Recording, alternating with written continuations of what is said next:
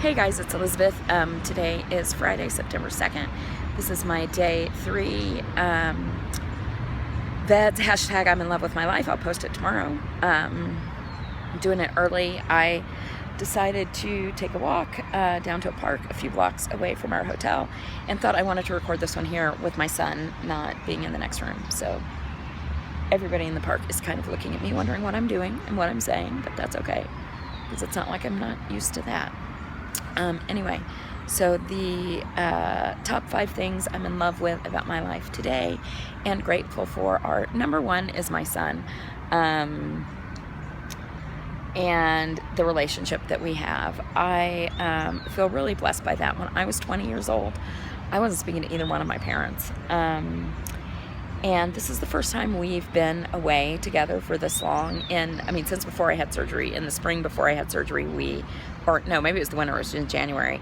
We went to North Carolina on a trip together. And yes, he lived with me after that, but this is different because you're pretty much with each other 24/7. So it has been really wonderful, and it just reminds me of how fortunate I am to have the kid that I have and to have the relationship that we have.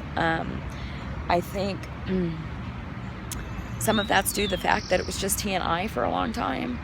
I also think part of it is because I have always really respected the things that were important to him and valued those things. He's a very creative, sensitive person, and I love that. There are a lot of parents who might not want their kids to have such a fascination with creative things, but I think it's an amazing attribute. So I'm just very grateful to have this time with him, to have the relationship that we have.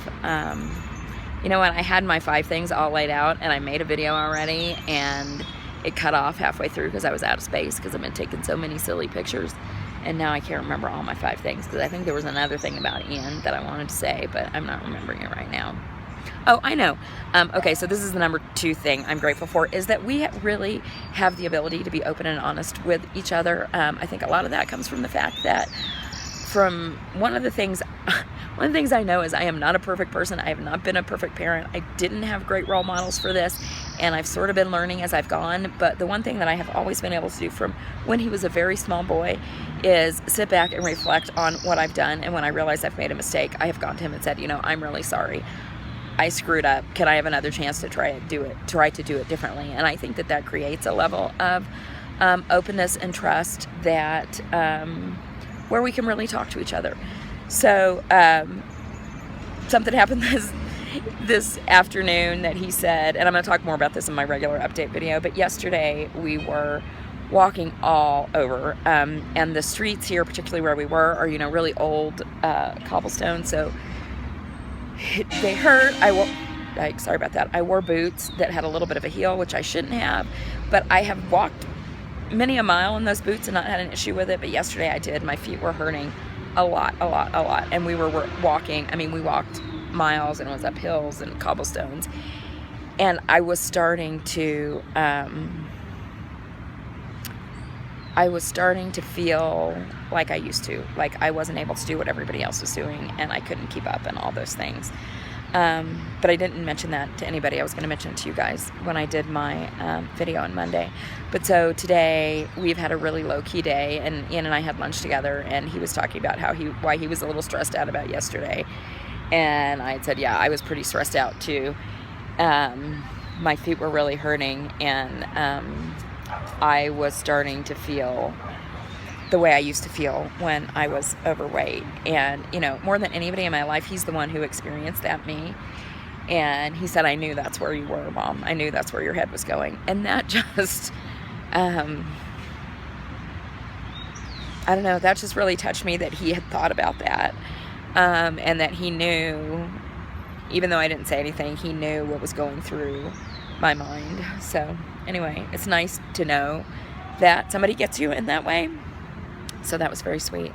I'm grateful and happy that today is such a low-key day. This has been a lot of intense socialization for both of us, and we're both sort of, I consider myself an extroverted introvert. He's not even really an extroverted introvert. He's just an introvert. So it's been a lot of socialization for us, and a lot of drinking. last night. You guys saw a party bus in Bogota, which was really fun. But we took the party bus to a restaurant and bar where there was dancing. We were there. We left and got an Uber back to the hotel at around midnight, but everybody else stayed on the bus and came back at like 3:30 in the morning. I had coffee with my brothers this morning and breakfast with some of their friends, and yeah, it was a rough night. Everybody was feeling it today. So today was just a low-key day to kind of finalize things for the wedding and relax and to not stress out Steve and Aleja. So it's been nice just to not have to run around and do a lot of things, but to just sort of soak in the culture a little bit in a non-touristy way. So I've just taken a couple walks. Ian needed a little time for himself. We had a really amazing lunch. The food here is incredible, as is the coffee. Yeah, no surprise.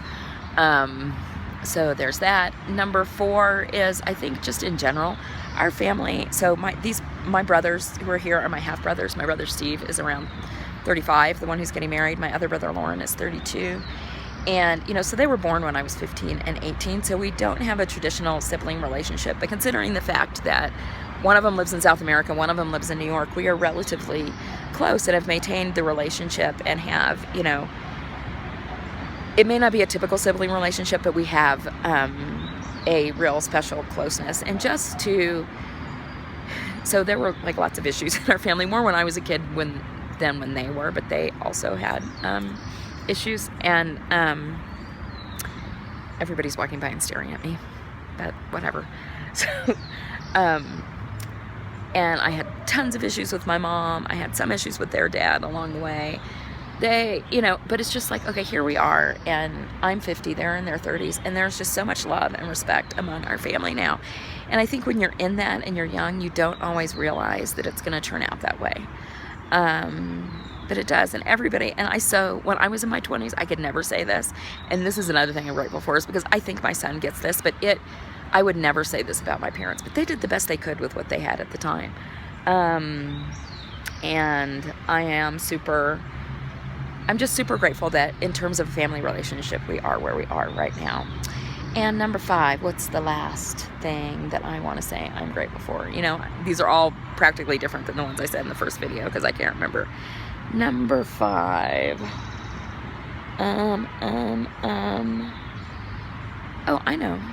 I'm grateful that the sun came out and I was just able to take a walk off by myself and sit in this park and make this video and just sort of people watch.